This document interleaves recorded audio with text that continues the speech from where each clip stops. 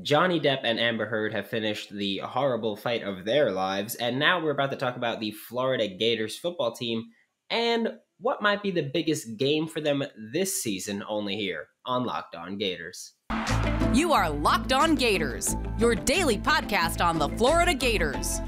Part of the Locked On Podcast Network, your team every day.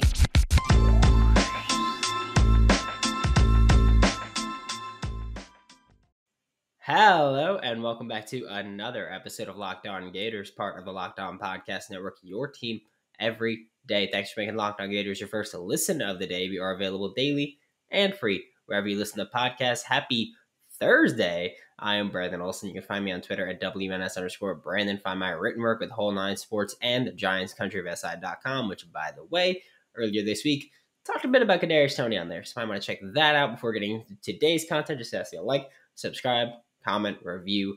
Let me know how I can make the show better. As always, please do. And today we're talking about the biggest game for every position group on this Florida Gators team. Pretty much with how we always break things down, we go through the whole team. First segment, QB, running back, wide receiver, tight end. Second segment, trenches. Third segment, the back seven of the defense. So we're going to go through it. And some of them are, whether it's the toughest matchup, the matchup where they need to play well in order to win this game, or just the biggest game that they could have. So it's kind of broken down into a lot of different ways. But for quarterback, it's Georgia. And I say quarterback because, yeah, we're all team Anthony Richardson here, or most of us are. But just the quarterback rooms. Any injuries could happen at any time. Anything could happen at any time. So we'll say quarterbacks, Georgia. I think it's fairly obvious, Georgia, yes, it does have a lot of roster turnover there. We spoke about it on yesterday's episode. We were like, yeah, well, Georgia had 15 guys drafted from this past season. But they are still immensely talented on defense. I had to think of the adjective there, and I was like, immensely talented is the way to go. They're still immensely talented on defense. Ton of athletes. Just freaks throughout, and they're very talented. With Glenn Schumann and Will Muschamp are the co-defensive coordinators, similar to how Florida has Patrick Toney and Sean Spencer as co-defensive coordinators. But they're going to throw the kitchen sink at Anthony Richardson. Like, that's going to be the thing, especially when Georgia is a team where Anthony Richardson played and, kind of got smoked a little bit by Georgia because, of course, that's what should have been expected. But yeah, no, they're just a fantastic team, and Anthony Richardson or whoever it might be, I don't know how many injuries we might see, but they're going to have their hands full when it comes time to play Georgia, for sure. That one's easy. That was the easiest one. Looking at running back, I said Utah was the biggest game for the running back room. And again, this is, I don't care who the top guy is, who the second, third, just running backs that will play, quarterbacks that will play, and so on and so forth through every position. But I put Utah for running backs, which is, of course, the first game of the season, but Utah's secondary will likely be good enough to cause some issues in the passing game, not just at corner, but at safety as well. So I can't just be like with tight ends, when we get to tight ends, it's going to be, well, because the secondary is strong, especially specifically at corner, so it's going to we need to rely on our tight ends here. Receivers are probably going to have a tough time. Tight ends are probably going to have a tough time, probably. Offensive line probably going to have a little bit of a tough time, so it's going to be the running backs that have to do it against Utah. I think throwing the ball with consistency is going to be an issue against Utah. So running backs rotating in a lot. It's also it's the first game in that insane humidity. Guys are, they're conditioning and they're getting ready, but you still kind of have to get into actual game shape. And a lot of times when we see guys get gassed, especially in that Florida humidity. So it's going to be a lot of rotations there, and they're going to kind of have to shoulder the load in week one, I think. And then looking at wide receiver, I put Texas A&M. This is not one of those times where I'm like, well, the DBs for Texas A&M are just so talented that this is going to be the toughest matchup. No, it is more about me saying the front seven or front six, I guess, since everybody goes nickel, for Texas A&M is so strong, so athletic, so deep. They're a very talented group there. They've been recruiting like maniacs there with Texas A&M. Where I think receivers kind of have to be the ones to go out. I'm not sold on their secondary, by the way. I want to make that one very clear. But I think their front seven is pretty dang good. So in the passing game, receivers have to shoulder the load here. I think that's going to be a big part, especially when you look at, well, Anthony Richardson's probably going to have to speed up his clock a little bit and get the ball out quicker. And receivers are probably going to not have as much time to create separation. And so they might be thrown into a little bit of a situation where it's a jump ball situation, which is fine. I'm totally cool with Florida receivers getting into a jump ball situation with guys like Justin Shorter and Xavier Henderson. And I mean, Trent Whitmore and Ricky Pearsall are probably going to be working underneath a solid amount. But I think Texas A&M is the game where receivers have to kind of snap into it at that point. And then the final position group of this segment is the tight end room. For Florida, I put Georgia as the biggest game for the tight ends in this season, primarily because, like I alluded to this before, the secondary for Georgia is not just strong. They're not just athletic. They're talented. Like it's not just, oh, they got a ton of athletes. Like it's not like they got a ton of athletes or they just got that dog in them. No, like they are an immensely talented group. So I think that when you look at Georgia's secondary, specifically on the outside at corner or the nickel as well, that's a fantastic group there. And so I think you got to go, well, if we want to throw the ball, because we know we're going to have a tough time running the ball. That's something we know is going to happen against that Georgia front seven.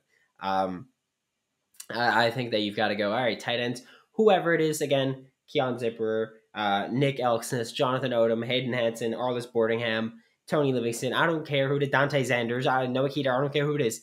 Whoever is playing tight end for the Florida Gators, you need to have one of your best games, because not only are you going to be relied upon in the passing game against Georgia, but you need to really have one of your best games as a blocker against Georgia, because if Florida wants to effectively run the ball, probably going to see a good amount of inside zone split, probably going to see a lot of lead blocking from tight ends for Anthony Richardson. It's going to be a rough day there, and everybody's got to step up. But I think tight ends, especially when you look at who's going to be their biggest game, you got to say Georgia. And I don't think that's that big of a question this year for the Florida Gators. But we're about to look at the trenches, so offensive line, edge, and interior defensive line. But first, quick word from Built Bar, because it is summertime. It's June. It's here. I got vacation in less than 3 weeks, so I'm trying to finish this a little bit before it's summertime in Europe. Woohoo! But Built Bar, that's how I'm doing it. I've been, by the way, demolishing the Built Bar Puffs, the birthday cake flavored. Absolutely fantastic. But Built Bar is already coated in 100% chocolate, so it helps me with my sweet tooth. Most bars have 130 calories, just 4 net carbs, along with 17 grams of protein. Throw out the hidden stashes, the Reese's in the desk drawer, Kit Kat in the cupboard, whatever it is that you shouldn't have, that you do have. Built Bar is always coming out with new limited time flavors, so you'll never get bored. Use promo code LOCKED15 to get 15% off of your next order with Built or BuiltBar.com. Thanks again for making Locked On Gators your first listen of the day. We are available daily and free wherever you listen to podcasts. Looking at the trenches now for the biggest game of the season, I thought about going offensive tackle, offensive guard, but I was like, it's kind of silly. I feel like, given how much I'm always talking about how it's more important for an offensive line as a unit to kind of work together. So I just went offensive line here, and just like with quarterback and just like with tight end, it's Georgia. And this one isn't just they're so talented. No, this is also Glenn Schumann and Will Muschamp as co-defensive coordinators. They are going to, because of course, if you forgot, Dan Lanning, who was the defensive coordinator last year, now Oregon's head coach, but Glenn Schumann and Will Muschamp are going to do everything they can to just create confusion and create havoc against this Florida Gators offensive line, where I talk about it all the time with Patrick Towney and Sean Spencer, where they want to make the offensive line think, they want to make the quarterback think, they want to throw everything, including the kitchen sink at you. I think that Georgia will do that against Florida. That's not just their natural defensive scheme, but I do think that against Florida's offensive line, they're going to do it. Like, I think, and I will say this, I think Will Muschamp is going to especially go, oh yeah, like I'm trying extra hard against Florida here. So I think that especially when you look at how the offensive line played against Georgia last year, you got to be better. And that's kind of what it comes down to again, because like I said, this is the biggest game. It's not just the toughest. It's not just who they should dominate. It's not just whatever. This is the biggest game for a multitude of reasons. So the Florida Gators offensive line, when you look at them playing Georgia, you have to take a look and go, I mean, it's going to be a toughie. Just looking again at the front four specifically for Georgia, but they'll probably blitz. They'll probably do whatever they can, showing different alignments just to create havoc along the offensive line, which, by the way, is pretty what's a good term for it? Experience together. We got a few guys who were here last year. Got some backups stepping up. Got a transfer coming in. At least one transfer coming in as a starter. So I think that this offensive line is really going to have their hands full. Hopefully not holding calls against Georgia. And then flipping to the defensive side of the ball now, we've got edge group. I said LSU mainly because it, yes, might not be the toughest matchup, but whether it's Miles Brennan starting for LSU or Jaden Daniels starting for LSU, getting pressure on the edge is going to be massive for the Florida Gators to even potentially win this game, but also disrupting the edges and playing contain there, because when we had Seth Galina here a week and a half ago, 2 weeks ago, 2 weeks ago, yeah, 2 weeks ago, we were talking about how Florida does this one thing that did this one thing in the spring game that I really liked, where you kind of had the tight end starting on the left side. He came across to the right. Anthony Richardson rolled to the right, and then they were just kind of moving parallel in sync. And then Anthony Richardson just dumped it off, and it was quick yards after the catch. The best way to stop that is with an edge defender either getting the offensive lineman to make contact with that tight end, or the edge defender just hitting the tight end that's behind the line of scrimmage. You could say you thought they were blocking. So just creating havoc that way, and that's going to be a staple of the LSU offense. We know that because their offensive coordinator came from Cincinnati as the Cincinnati offensive coordinator, and that is a staple of his offense. That's what he did so much with Desmond Ridder and Josiah DeGuara in Cincinnati. They did that incessantly. They're going to do that in LSU, in Baton Rouge. So I think you've got to disrupt that in any way possible. And on top of that, Jaden Daniels, he likes to roll out. He likes to move quite a bit. Getting the edge contained there, going to be massive for Florida. Stopping those wide runs that we will see from LSU this year, going to be massive to put a ton of pressure on the edge defenders to create plays. And I, like, again, you don't even need to be, well, we had 6 sacks from the edge. I don't care if you have any sacks. Get pressures, create havoc, cause mistakes. If you get sacks, that's great too. But if you don't, at least make positive impact consistently. And so that's why against LSU, I think the edge, they need to have their biggest game, or that will be the biggest game for them. And then looking at the interior defensive line, so Gervon Dexter and whoever is playing nose tackle, I put South Carolina for this one. We just talked about Jaden Daniels and how he likes to roll out, he likes to get wide, he likes to do all these things.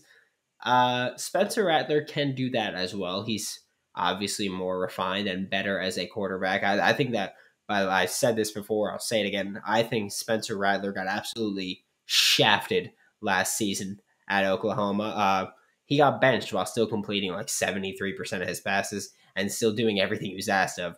It was just stupid what happened in in Oklahoma last year. That was just ridiculous. But Spencer Rattler is going to be the major focal point of that South Carolina Gamecocks offense. We know they're going to run the ball a lot, and the interior defensive line has to stop that and has to make plays there.